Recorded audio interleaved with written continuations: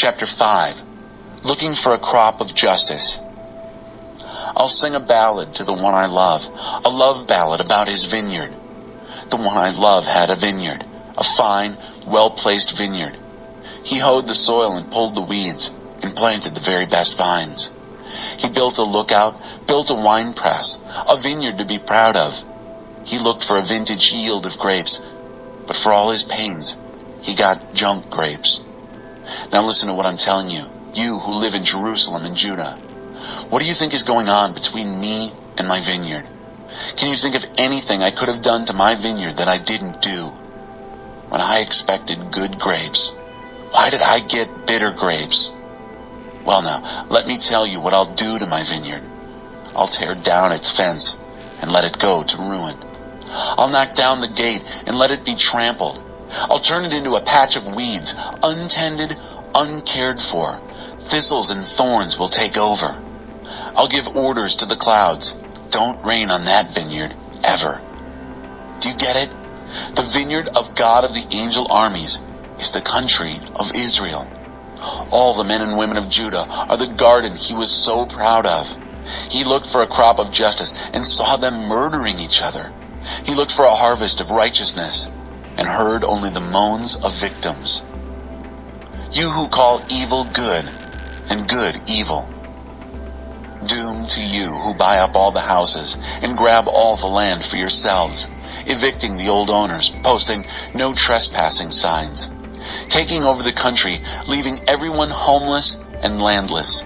I overheard God of the angel armies say, those mighty houses will end up empty. Those extravagant estates will be deserted. A 10-acre vineyard will produce a pint of wine, a 50-pound sack of seed, a quart of grain. Doom to those who get up early and start drinking booze before breakfast, who stay up all hours of the night, drinking themselves into a stupor. They make sure their banquets are well furnished, with harps and flutes and plenty of wine, but they'll have nothing to do with the work of God, paying no mind to what He is doing. Therefore, my people will end up in exile because they don't know the score. Their big men will starve to death, and the common people die of thirst. Sheol developed a huge appetite, swallowing people non-stop, big people and little people alike, down that gullet, to say nothing of all the drunks. The down and out on a par with the high and mighty, windbag boasters crumpled, flaccid as a punctured bladder. But by working justice, God of the angel armies will be a mountain. By working righteousness, holy God will show what holy is. And lambs will graze as if they owned the place. Kids and calves right at home in the ruins. Doom to you who use lies to sell evil, who haul sin to market by the truckload, who say, what's God waiting for? Let him get a move on so we can see it. Whatever the Holy of Israel has cooked up, we'd like to check it out. Doom to you who call evil good and good evil, who put darkness in place of light and light in place of darkness, who substitute bitter for sweet and sweet for bitter. Doom to you who think you're so smart, who hold such a high opinion of yourselves. All you're good at is drinking. Champion boozers who collect trophies from drinking bouts and then line your pockets with bribes from the guilty while you violate the rights of the innocent. But they won't get by with it. As fire eats stubble and dry grass goes up in smoke, their souls will atrophy. Their achievements crumble into dust. Because they said no to the revelation of God of the angel armies would have nothing to do with the Holy of Israel. That's why God flamed out in anger against His people, reached out and knocked them down.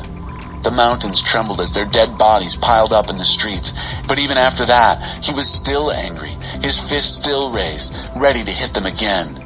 He raises a flag, signaling a distant nation, whistles for people at the ends of the earth. And here they come, on the run. None drag their feet, no one stumbles, no one sleeps or dawdles.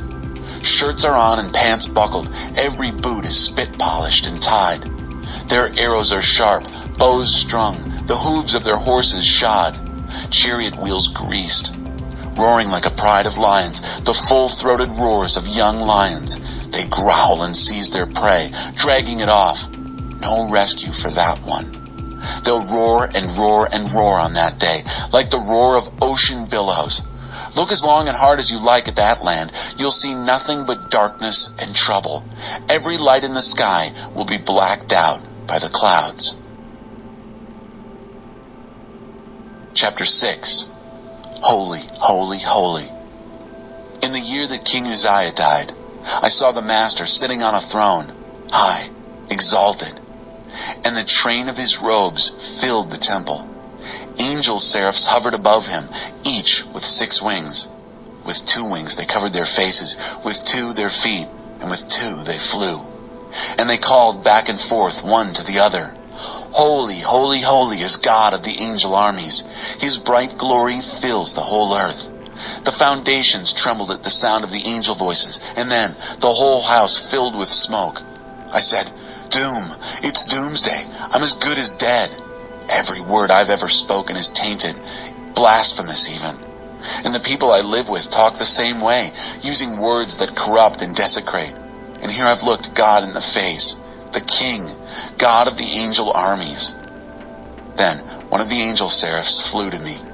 He held a live coal that he had taken with tongs from the altar. He touched my mouth with the coal and said, Look, this coal has touched your lips. Gone your guilt, your sins wiped out. And then I heard the voice of the Master. Whom shall I send? Who will go for us? I spoke up. I'll go. Send me. He said, Go and tell this people. Listen hard, but you aren't going to get it. Look hard, but you won't catch on. Make these people blockheads, with fingers in their ears and blindfolds on their eyes, so they won't see a thing, won't hear a word, so they won't have a clue about what's going on, and yes, so they won't turn around and be made whole. Astonished, I said, Hey, Master, how long is this to go on? He said, Until the cities are emptied out, not a soul left in the cities. Houses empty of people, countryside empty of people. Until I, God, get rid of everyone, sending them off, the land totally empty. And even if some should survive, say 1/10, the devastation will start up again. The country will look like pine and oak forest, with every tree cut down, every tree a stump, a huge field of stumps. But there's a holy seed in those stumps. Chapter 7. A virgin will bear a son. During the time that Ahaz, son of Jotham, son of Uzziah, was king of Judah, King Rezin of Aram, and King Pekah, son of Remaliah of Israel, attacked Jerusalem. But the attack sputtered out. When the Davidic government learned that Aram had joined forces with Ephraim, that is, Israel, Ahaz and his people were badly shaken. They shook like trees in the wind. Then God told Isaiah, Go and meet Ahaz. Take your son Shear-Jashub, a remnant will return, with you. Meet him south of the city, at the end of the aqueduct where it empties into the upper pool on the road to the public laundry. Tell him, Listen, calm down, don't be afraid, and don't panic over those 2 burnt-out cases, Rezin of Aram and the son of Remaliah. They talk big, but there's nothing to them. Aram, along with Ephraim's son of Remaliah, have plotted to do you harm. They've conspired against you, saying, Let's go to war against Judah, dismember it, take it for ourselves, and set the son of B.I.B.L.E up as a puppet king over it. But God, the Master, says, It won't happen. Nothing will come of it, because the capital of Aram is Damascus, and the king of Damascus is a mere man, Rezin. As for Ephraim, in 65 years it will be rubble, nothing left of it. The capital of Ephraim is Samaria, and the king of Samaria is the mere son of Remaliah. If you don't take your stand in faith, you won't have a leg to stand on. God spoke again to Ahaz. This time he said, Ask for a sign from your God. Ask anything. Be extravagant. Ask for the moon. But Ahaz said, I'd never do that. I'd never make demands like that on God. So Isaiah told him, Then listen to this, government of David. It's bad enough that you make people tired with your pious, timid hypocrisies, but now you're making God tired. So the Master is going to give you a sign anyway. Watch for this. A girl who is presently a virgin will get pregnant. She'll bear a son, and name him Emmanuel, God with us. By the time the child is 12 years old, able to make moral decisions, the threat of war will be over. Relax, those two kings that have you so worried will be out of the picture. But also be warned, God will bring on you and your people and your government a judgment worse than anything since the time the kingdom split, when Ephraim left Judah. The king of Assyria is coming. That's when God will whistle for the flies at the headwaters of Egypt's Nile, and whistle for the bees in the land of Assyria. They'll come and infest every nook and cranny of this country. There'll be no getting away from them. And that's when the master will take the razor rented from across the Euphrates, the king of Assyria no less, and shave the hair off your heads and genitals, leaving you shamed, exposed, and denuded. He'll shave off your beards while he's at it. It will be a time when survivors will count themselves lucky to have a cow and a couple of sheep. At least they'll have plenty of milk. Whoever's left in the land will learn to make do with the simplest foods, curd, say, and honey. But that's not the end of it. This country that used to be covered with fine vineyards, thousands of them, worth millions, will revert to a weed patch. Weeds and thorn bushes everywhere, good for nothing except, perhaps, hunting rabbits. Cattle and sheep will forage as best they can in the fields of weeds, but there won't be a trace of all those fertile and well-tended gardens and fields. Chapter 8. Then God told me, "Get a big sheet of paper and write in indelible ink, 'This belongs to Maher-shalal-Hash-Baz. Spoil speeds, plunder hurries.' I got two honest men, Uriah the priest and Zechariah, son of Jeberechiah, to witness the document. Then I went home to my wife, the prophetess. She conceived and gave birth to a son. God told me, 'Name him Maher-shalal-Hash-Baz.' Before that baby says daddy or mama, the king of Assyria will have plundered the wealth of Damascus and the riches of Samaria." God spoke to me again, saying, "Because this people has turned its back on the gently flowing stream of Shiloh, and gotten all excited over Rezin and the son of Remaliah, I'm stepping in and facing them with the wild floodwaters of the Euphrates, the king of Assyria and all his fanfare, a river in flood bursting its banks, pouring into Judah, sweeping everything before it, water up to your necks, a huge wingspan of a raging river. Oh, Emmanuel, spreading across your land. But face the facts, all you oppressors, and then wring your hands. Listen, all of you, far and near.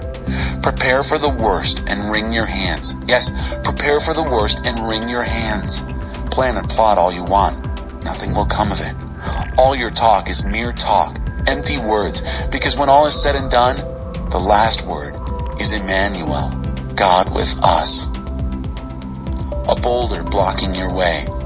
God spoke strongly to me, grabbed me with both hands, and warned me not to go along with this people.